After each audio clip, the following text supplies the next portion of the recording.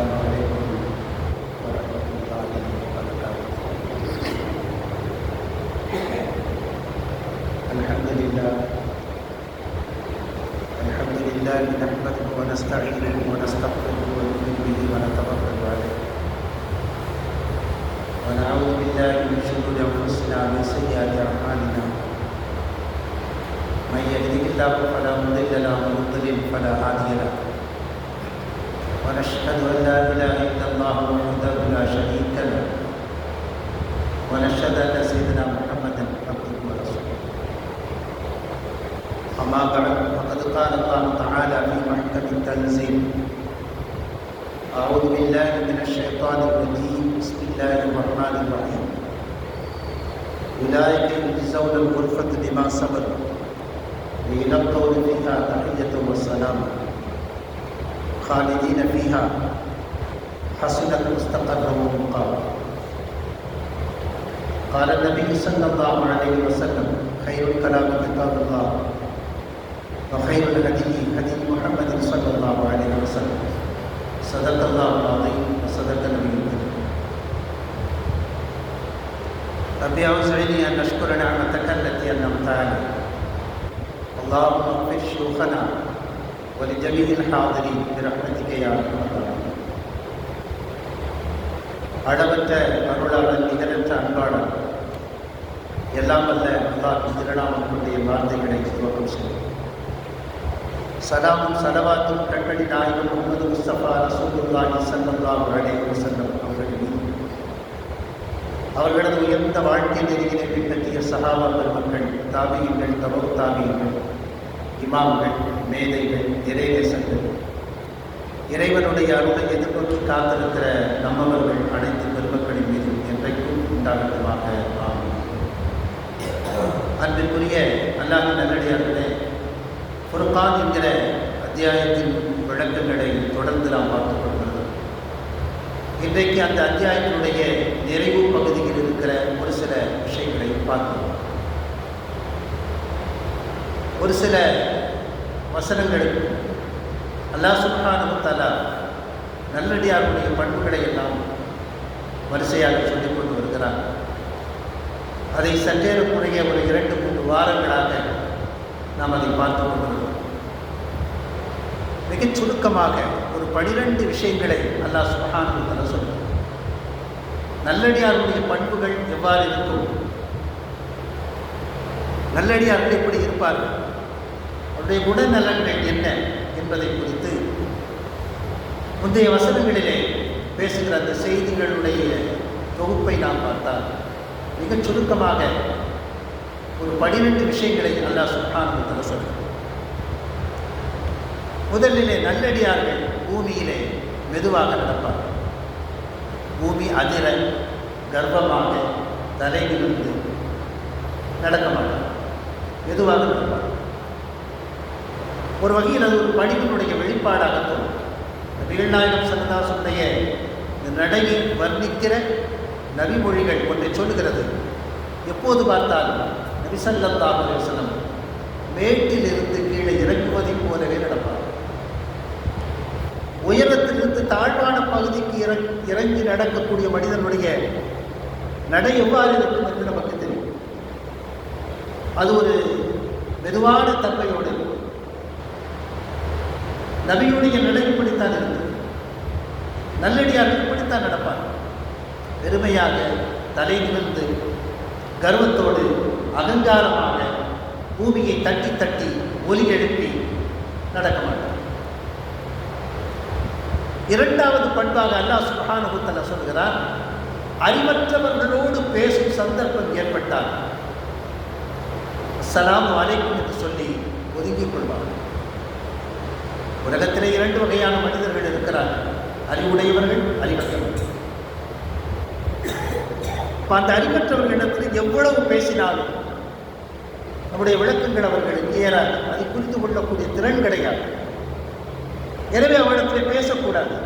அதே சமயத்திலே அவர்களை வெறுக்கவும் கூடாது, மனம் நோவும்படி செய்யக்கூடாது, பேசக்கூடாது.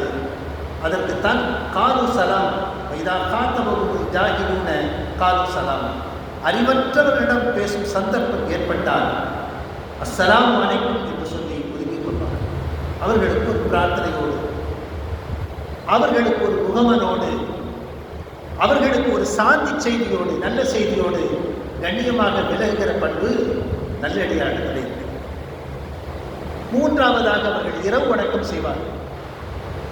இரவு வணக்கம் என்பது எல்லா நல்லடியார்களுடைய வாழ்க்கையிலும் நீக்க வர அவர்களையும் இரவு வணக்கத்தில் பிரிக்க முடியாத அளவிற்கு இருக்கிறது. சொல்லப்போனால் இறைவனை நெருங்குவதற்கு உகந்த ஒரு வேலை என்பது, ஒரு அமல் என்பது இரவிலே வணங்குவது.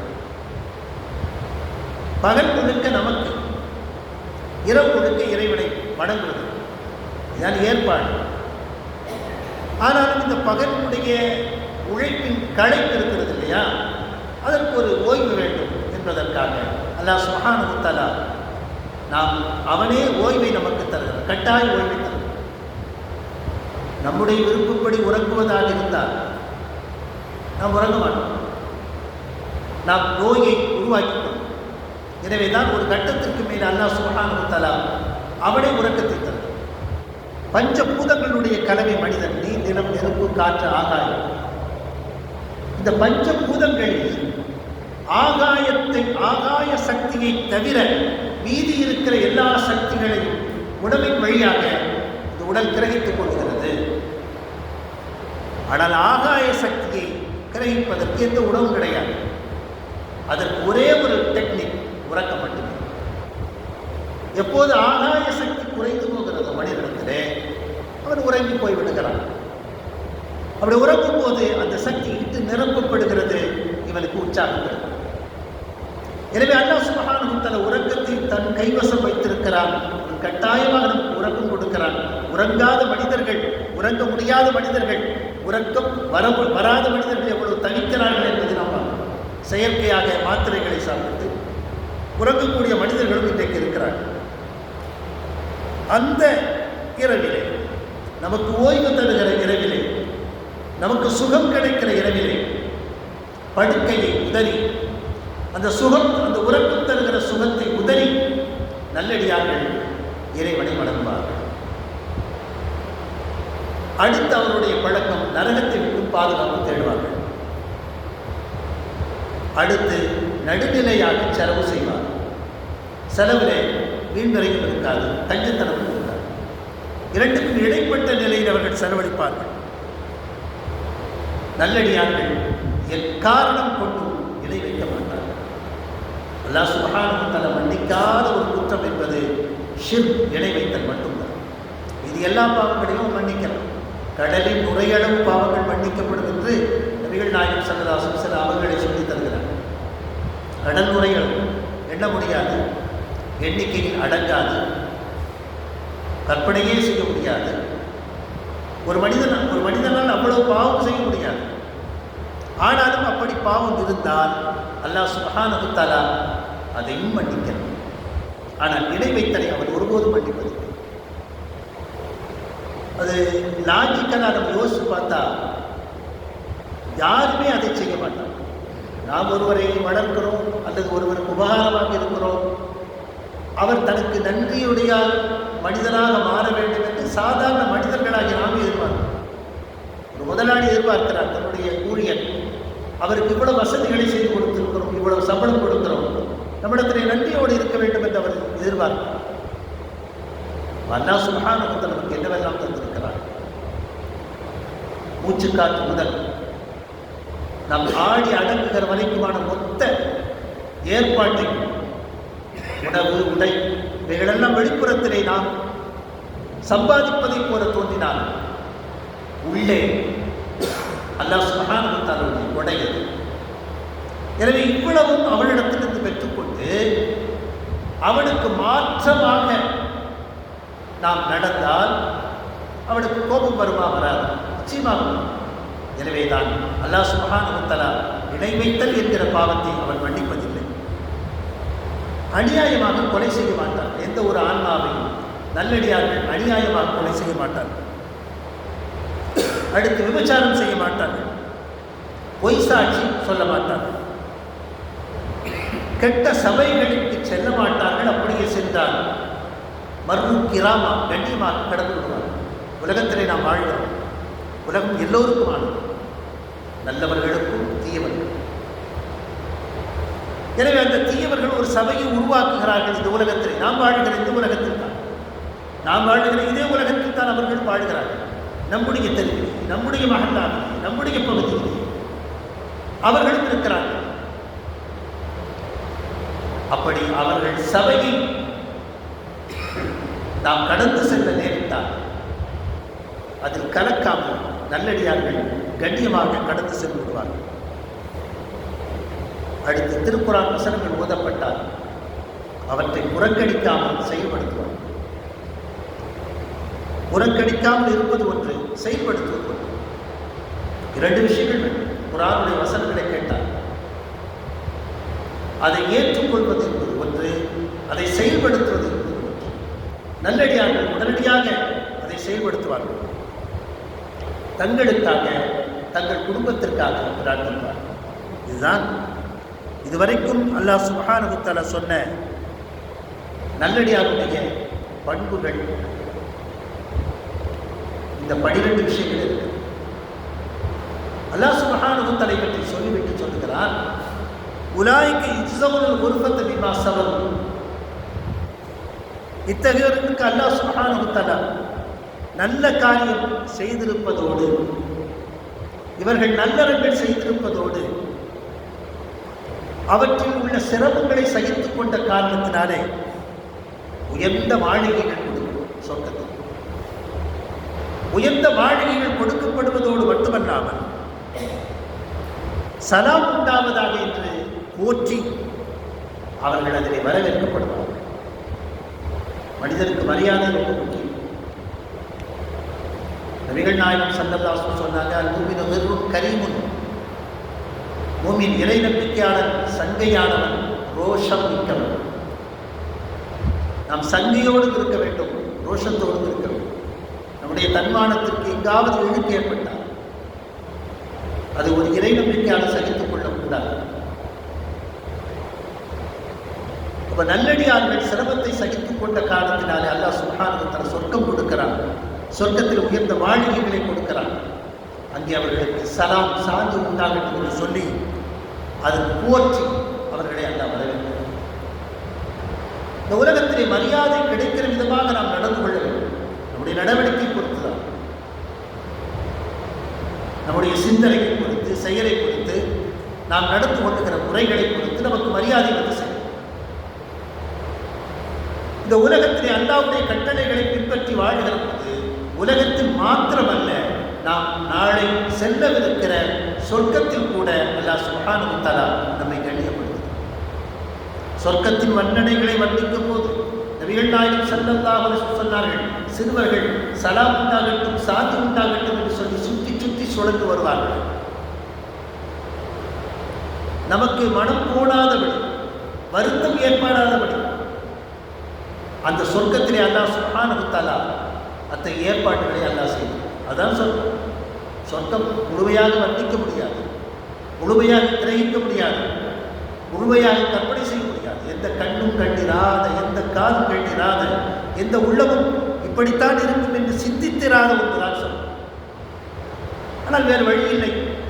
நாம் புரிந்து கொள்வதற்காக ஏற்கனவே இருக்கிற ஒன்றை வைத்து இல்லாததை நாம் ஒப்பிட்டு பார்த்துக் கொள்ள வேண்டியது. அதனால்தான் உலகத்தின் உயர்ந்த இன்பங்களை காணுகிற போது சொர்க்க மாதிரி இருக்கிறது என்று சொல்கிறோம். உண்மையில் நாம் யாருமே சொர்க்கத்தை பார்க்கிறோம், யாருமே சொர்க்கத்தை பார்க்கிறோம். சொர்க்கத்தினுடைய வர்ணனைகள் ஹதீஸில் சொல்லப்பட்டிருக்கிறது. நபிகள் நாயகம் ஸல்லல்லாஹு அலைஹி வஸல்லம் அவர்கள் மேராஜின் போது சொர்க்கத்தை கண்டுவிட்டு வந்து அதனுடைய தன்மைகளை சொன்னார். மாலை நேரமாக இருக்கும், மணல்கள் கஸ்தூரி மணம் வீசும். அங்கே குரோதம், விரோதம் என்கிற கெட்ட குணங்கள் எல்லாம் எடுக்கப்பட்டு சுத்தப்படுத்தப்பட்டுதான் சொர்க்கவாசிகள் இருப்பார்கள். ஒருவரை ஒருவர் அடையாளம் கண்டு கொள்வார்கள், தங்களுக்குள் பேசிக் கொள்வார்கள், பழங்கதைகளை பேசுவார்கள், சிரித்துக் கொள்வார்கள், சந்தோஷமாக இருப்பார்கள். ஒன்றை நினைத்தால் உடனடியாக கிடைக்கும். ஒரே மரத்தின் பழம் காலையில் ஒரு சுவையும், மதியம் இன்னொரு சுவையும், மாலையில் இன்னொரு சுவையும், விதவிதமான சுவைகளை கொடுக்கும். நினைத்தால் உடனே கை கட்டும் தூரத்தில் வந்துவிடும். மரக்கிளை சாய்ந்து அவர்கள் மடியில் அந்த கனியை கொட்டும். இப்படியெல்லாம் நபிகள் நாயகம் ஸல்லல்லாஹு அலைஹி வஸல்லம் சொர்க்கத்தை பற்றி வர்ணித்திருக்கிறார். அந்த சொர்க்கத்திலே மிக பெரும் மரியாதை. எதற்காக? உலகத்திலே வாழ்கிற போது நன்மைகளை செய்கிற போது ஏற்படுகிற சிரமங்களை சகித்துக் கொள்வது. சிரமங்கள் இல்லாமல் வெற்றி கிடையாது. ஒரு கவிஞர் அற்புதமாக சொன்னார், ரத்தம் சிந்தாமல் குழந்தை குணம் பிறப்பதில்லை. வலி இல்லாமல் எந்த உயர்வும் கிடையாது. சிரமத்தை சகித்துக் கொள்ளாமல் எந்த உயர்வும் கிடையாது. ஒரு குழந்தையை வளர்ப்பது என்பது பெற்றோர்களுடைய தியாகத்தில். பெற்றோர்கள் பல விஷயங்களை விட்டுத் தர வேண்டும். அவர்களது தனிப்பட்ட கேளிக்கைகளை, தனிப்பட்ட விருப்பங்களை, தனிப்பட்ட ஆர்வங்களை பெற்றோர்கள் எவ்வளவுக்கு எவ்வளவு விட்டுத் தருகிறார்களோ அவ்வளவுக்கு அவ்வளவு அந்த குழந்தைகளை படிக்க விட்டு இவர்கள் மட்டும் அலட்டை எடுத்துக் கொண்டோ கேளிக்கையில் இருந்து கொண்டோ இருந்தால் அந்த குழந்தை படிக்காது. உளவியல் ஒன்றை சொல்கிறது, உங்கள் குழந்தையின் அருகில் நீங்கள் இருக்கிறது படிக்கும் போது உங்களுக்கு தெரிகிறதோ இல்லை. அந்த பிள்ளைகளுடைய பாடங்கள் நமக்கு புரியாது, படித்தாலும் புரியாது. சிலபஸ் வேறு, பாடத்திட்டங்கள் வேறு, இன்றைக்கு இருக்கக்கூடிய கணித முறைகள் வேறு, நாம் படித்த கணிதம் வேறு. ஆனாலும் எனக்கு புரிகிறதோ இல்லையோ, நான் என் குழந்தை படிக்கிற போது நான் அருகில் இருப்பது அந்த குழந்தைக்கு பெரும் தன்னம்பிக்கை ஊட்டுகிறது. உன் தலையெழுத்து நீ படிப்பது, என் தலையெழுத்து நான் நேரத்தை போக்குவது என்று சொல்லி பல பெற்றோர்கள் இன்றைக்கு விட்டு தடுகிற காரணத்தினால்தான் குழந்தைகள் ஒழுங்காக வளர்வதில்லை. கண்டிப்பும் அன்பும் அரவணைப்பும் சரிசமமாக அந்த குழந்தைகளுக்கு கொடுக்கப்படாத பட்சத்திலே அந்த குழந்தைகள் தருதலையாக வளரும் என்பதிலே மாற்று கருத்து கிடையாது. எவ்வளவு அரவணைப்பு தேவை! இந்த நல்லடியார்களுடைய பண்புகளிலே அல்லாஹ் சுப்ஹானஹு வ தஆலா சொல்லக்கூடிய ஒரு செய்தி, ரப்பனா ஹப் லனா மின் அஸ்வாஜினா வ துர்ரியாத்தினா குர்ரத அய்யுன். இறைவா, எங்கள் மனைவி மக்களை எங்களுக்கு கண்குளிர்ச்சியாக ஆக்குவாயாக. இந்த குடும்பம் இல்லாமல் வெற்றி பெற்றால் அந்த வெற்றிக்கு அர்த்தம் கிடையாது. ஒரு மனிதன் சுயமாக தனித்த பாதையிலே பயணித்து ஒரு துறையிலே வெற்றி பெற்றுவிட்டு அந்த வெற்றி கோப்பையோடு திரும்பி பார்க்கிற போது அவன் அருகில் குடும்பம் இல்லாவிட்டால் அந்த வெற்றி கிடையாது. அந்த வெற்றிக்கு பின்னணியிலே அந்த குடும்பம் இருக்க வேண்டும், அவனுடைய மனைவி இருக்க வேண்டும், குழந்தைகள் இருக்க வேண்டும், உற்றார் இருக்க வேண்டும், சுற்றம் இருக்க வேண்டும், நட்பு இருக்க வேண்டும். அவ்வளவு பேருடைய பங்களிப்பில் அந்த வெற்றி கிடைத்திருந்தால் அது உண்மையில் வெற்றி. இல்லாவிட்டால் அது வெற்றி கிடையாது. ஒரு ஓட்டப்பந்தயத்தில் ஜெயித்தது போல அதற்கு அவ்வளவு நீண்ட நாட்கள் மதிப்பு கிடையாது. எனவே மனிதனுடைய வாழ்க்கை வயதுற வாழ வேண்டும். நபிகள் நாயகம் ஸல்லல்லாஹு அலைஹி வஸல்லம் கேட்கப்பட்டது, சிறந்த மனிதன் யார்? கைருன் நாஸ், சிறந்த மனிதர். மன் அன்ஃபஉன் நாஸ், யார் மனிதர்களுக்கு பிரயோஜனமாக இருக்கிறார்களோ அதான் சிறந்த மனிதன் என்று நபிகள் நாயகம் ஸல்லல்லாஹு அலைஹி வஸல்லம். அப்ப எல்லா வகையிலும் இறை நம்பிக்கையாளர் தனக்கும் இந்த சமூகத்திற்கும் தன் குடும்பத்திற்கும் நன்மை செய்யக்கூடியவனாக இருக்க வேண்டுமே தவிர மாற்று நிலையிலே இருக்கக்கூடாது, இருக்க மாட்டார்கள். இந்த உலகத்தில் அது எல்லாம் பின்பற்றி வாழ்வது சற்று சிரமம். ஆனால் அந்த சிரமத்தை சரிசமன் செய்வதற்கான தைரியத்தை, வழியை இறையற்ற நமக்கு பெற்றுத் தருகிறது. அல்லாஹ் ரசூலுடைய அந்த வழி என்று வருகிற போது ஒரு இறை நம்பிக்கையாளன் அதைத்தான் தேர்ந்தெடுப்பான். அப்படி தேர்ந்தெடுக்கிற போது அவனுக்கு ஏற்படுகிற எல்லா சிரமங்களும் இல்லாமல் போய்விடுகிறது. அதில் மாற்று கருத்தை கிடையாது. தொடர்ந்து அல்லாஹ் சொல்லுகிறான், காலிதீன ஃபீஹா ஹஸுனத் முஸ்தகர்ரம். சொர்க்கம் எப்படி தெரியுமா? அதில் சற்று நேரம் தங்கினால் அது அழகுதான். சொர்க்கத்தில் சற்று நேரம் இருந்தாலும் அது அழகுதான். ஆனால் சொர்க்கவாசிகள் சற்று நேரமாக இருப்பார் இல்லை. நரகவாசிகளாவது தண்டனை முடிந்ததற்கு பிறகு அங்கிருந்து வெளியேற்றப்பட்டு சொர்க்கத்திற்கு கொண்டு வந்து சேர்க்கப்படுவார்கள் என்பது. ஆனால் சொர்க்கத்தில் நுழைந்தவர்கள் அதற்கு பிறகு அங்கிருந்து ஒருபோது வெளியேற்றப்பட மாட்டார், நிரந்தரம். நபிகள் நாயகம் ஸல்லல்லாஹு அலைஹி வஸல்லம் சொன்னாங்க, சொர்க்கவாசிகள் சொர்க்கத்திற்கு அனுப்பப்பட்டதற்கு பிறகு, நரகவாசிகள் நரகத்திற்கு அனுப்பப்பட்டதற்கு பிறகு மரணம் என்பது ஒரு ஆட்டின் வடிவில் கொண்டு வரப்பட்டு அது அங்கே அறுக்கப்படும். பிறகு மனிதர்களுக்கு மரணம் என்பதே கிடையாது. மரணம் என்பதே கிடையாது. சொர்க்கவாசிகள் சொர்க்கத்திலே நிரந்தரமாக இருப்பார்கள், நரகவாசிகள் நரகத்திலே நிரந்தரமாக இருப்பார்கள். நிரந்தரம், எண்ணஸ், முடிவற்ற, சொல்லவே முடியாது. அந்த இலக்கை நோக்கி போவதற்குத்தான் அல்லாஹ் சுப்ஹானஹு வ தஆலா இந்த மனித படைப்பாக நம்மை படைத்திருக்கிறார். வமா கலக்துல் ஜின்ன வல் இன்ஸ இல்லா லியஅ்புதூன். மனித வர்க்கத்தையும் ஜின் வர்க்கத்தையும் என்னை வணங்குவதற்காகவே தவிர வேறு நோக்கத்திற்கு படைக்கவில்லை என்று சொல்லி அல்லாஹ் சுப்ஹானஹு வ தஆலா நம்மை படைத்திருக்கிறார். வேறு எந்த ஜீவராசிகளுக்கும் இதை சொல்லவில்லை. அந்த ஜீவராசிகள் நமக்காக படைக்கப்பட்டது. அல்லாஹ் சுப்ஹானஹு வ தஆலா தன்னை வணங்குவதற்காக மனிதனை படைத்தார். இந்த மனிதனுக்காக மொத்த உலகத்தை அல்லாஹ் படைத்தார். இதில் இருக்கிற நன்மைகளாக, தீமைகளாக, விலங்குகளாக, ஊர்வன, பரப்பன, நீந்துவன என்று சொல்லி எத்துணை உயிர்கள் இருக்கிறதோ அத்துணையும் நமக்காக, நம்முடைய வசதிக்காக, நம்முடைய வாழ்க்கை. ஒரு செயின் இருக்கிறது, ஒரு வளைவு இருக்கிறது, ஒரு உணவு சங்கிலி இருக்கிறது, ஒரு உயிர்முறை சங்கிலி ஒன்று இருக்கிறது. இது ஒன்றோடு ஒன்று பின்னி பிணைந்ததாக இருக்கிறது. எல்லாம் இயற்கையாக இருக்கிறது. எனவேதான் இயற்கை சீண்டாதீர்கள் என்று சொல்கிறார்கள். இயற்கையினுடைய சமநிலை கெடுக்காதீர்கள். அப்படி கெடுத்தால் அல்லாஹ்வே அதை சரிப்படுத்த சில ஏற்பாடுகளை செய்கிறது. வெப்பம் மிகுந்தால் கடும் வெள்ளத்தை உருவாக்கி விடுகிறார். நபிகள் நாயகம் ஸல்லல்லாஹு அலைஹி வஸல்லம் சொன்னாங்க இல்லையா, 5 விஷயங்கள் ஏற்பட்டால் 5 விஷயங்களை அல்லாஹ் உருவாக்கி விடுகிறார்.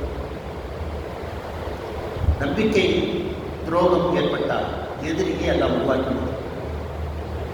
எதிரி உருவாகுவதற்கு நான் தான் ஒரு வகையில் இந்த சமச்சீரின்மையை நாம் உருவாக்குகிற போது அது நமக்கு பாதகமாக வந்து முடிகிறது. அப்போ இந்த உலகத்திலே வாழ்வது சிரமமாக இருக்கிறது, கஷ்டமாக இருக்கிறது, மிகுந்த போராட்டமாக இருக்கிறது. போராட்டம் தான் இந்த உலகமே ஒரு போராட்ட களம். நீங்கள் சோதிக்கப்படாமல் சொர்க்கத்தில் கொண்டு போய் சேர்க்கப்படுவீர்களா என்று அல்லாஹ் சுப்ஹானஹு வ தஆலா கேட்கிறார். சோதனையே இல்லாமல் சொர்க்கமா என்று கேட்கிறார்.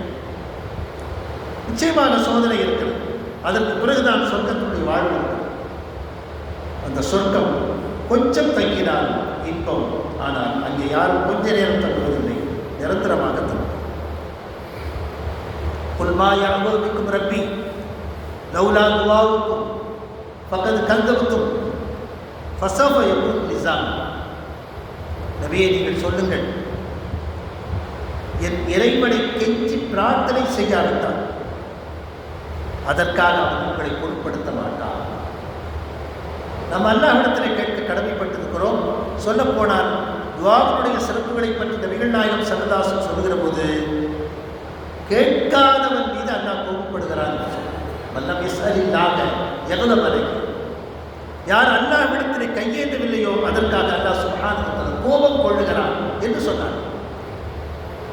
அப்ப கட்டாயம் கேட்க வேண்டும் என்கிற ஒரு நியதி. இதுபோக பிரார்த்தனை என்பதை ஒரு தனித்த வணக்கமாக, பிரார்த்தனை என்பதை வணக்கத்தின் மூளையாக நபிகள் நாயகம் ஸல்லல்லாஹு அலைஹி வஸல்லம் அறிமுகப்படுத்தி இருக்கிறார்கள். அவனிடத்திலே கெஞ்சி இரக்கம் கொண்டு கட்டாயம் தர வேண்டும் என்று அவனிடத்திலே பிரார்த்தனை செய்யும். அப்படி ஒருவேளை செய்யாவிட்டால் இறைவனுக்கு எந்த வாதமும் கிடையாது. கேட்காதனால் அவனுக்கு ஒன்றும் கேட்டதனாலும் கிடையாது. கேட்டதால் எதுவும் குறைந்துவிடப் போவதில்லை. கேட்காமல் விட்டதனால் அதிகமாக போவதும் கிடையாது. எனவே கெஞ்சி பிரார்த்தனை செய்ய வேண்டும். அவ்வாறு செய்யாவிட்டால் அது அவனுக்கு எந்த பாதகத்தை ஏற்படுத்தாது, குறைவை ஏற்படுத்தாது. ஆனால் நீங்கள் அவனது வசனத்தை பொய்யாக்கி கொண்டே இருக்கிறீர்கள். ஒவ்வொரு வசனங்களும் இறங்க அவற்றை செயல்படுத்தாது விடுகிற போது, அவற்றை ஏற்றுக்கொள்ளாமல் புறக்கணிக்கிற போது புறக்கணிப்பு தொடர்கிறது என்று அர்த்தம். ஒரு வசனம் நமக்கு ஓதப்பட்டால் கேட்க வேண்டும், செவிதாழ்த்தி கேட்க வேண்டும், நம்ப வேண்டும், செயல்படுத்த வேண்டும். 3 நிலைகள் இருக்கிறது நமக்கு. அவ்வாறு செய்யாவிட்டால் நாம் அவற்றை பொய்யாக்கி கொண்டே இருக்கிறோம் என்று அர்த்தம். அதற்காக அல்லாஹ் சுப்ஹானஹு வ தஆலா வேதனை செய்வான். அந்த வேதனை மிக கடுமையாக இருக்கும் என்று அல்லாஹ் சுப்ஹானஹு வ தஆலா இந்த வசனத்தை சொல்கிறார். வாழ்வியலை அழகாக்க அல்லாஹ் சுப்ஹானஹு வ தஆலா எத்தனை ஏற்பாடுகளை செய்கிறார். வேதம் ஒரு பொக்கிஷம். கவிக்கோ சொல்வார், உதயன் மீதிருந்து கொண்டு பிச்சை எடுக்கிற சமுதாயம். அவ்வளவு செய்திகள் இருக்கிறது இந்த வேதத்தில். அவ்வளவு வாழ்க்கைக்கான வழிகாட்டி இருக்கிறது. மன நிம்மதிக்கான விஷயங்கள் இருக்கிறது. சிக்கலை தீர்ப்பதற்கான வழிமுறைகள் இருக்கிறது. சோர்ந்து கிடப்பவர்களை ஊக்கப்படுத்துகிற செய்தி இருக்கிறது. வரிசையாக சொல்லிக்கொண்டே போகலாம். திருக்குறானில் அவ்வளவு இருக்கிறது. ஒரு மருத்துவர் திருக்குறானை எடுத்து பார்த்தால் அவ்வளவு மருத்துவம் இருக்கிறது.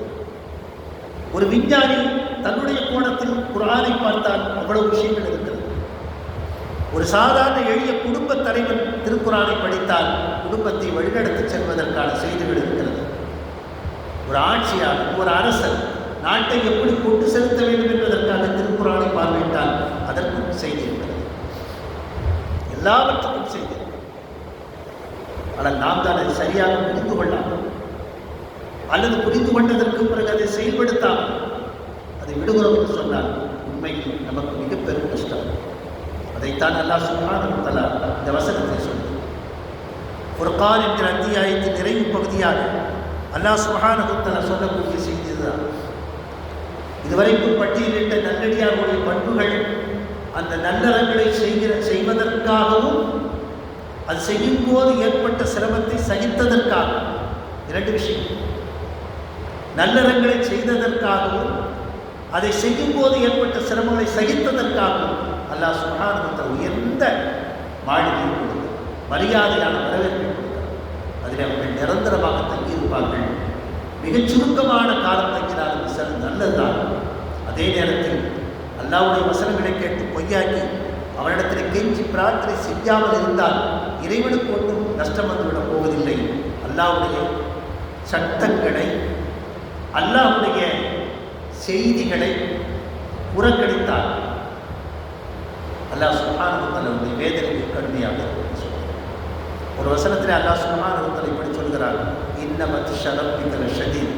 நபியே, உமது இறைவனுடைய பிடி மிக கடுமையாக, சாதாரணமாக மனிதர்களால் நிவர்த்தி செய்ய முடியாது, மனிதர்களால் அதிலிருந்து மீண்டு வர முடியாது, மனிதர்களால் கண்டுபிடிக்க முடியாது, மனிதர்களால் சிகிச்சை அளிக்க முடியாது, மனிதர்களால் இன்னதற்கு புரிந்து கொள்ள முடியாத சிக்கலாக, சிரமமாக, தண்டனையாக அந்த பிடி மாறிப்போம்.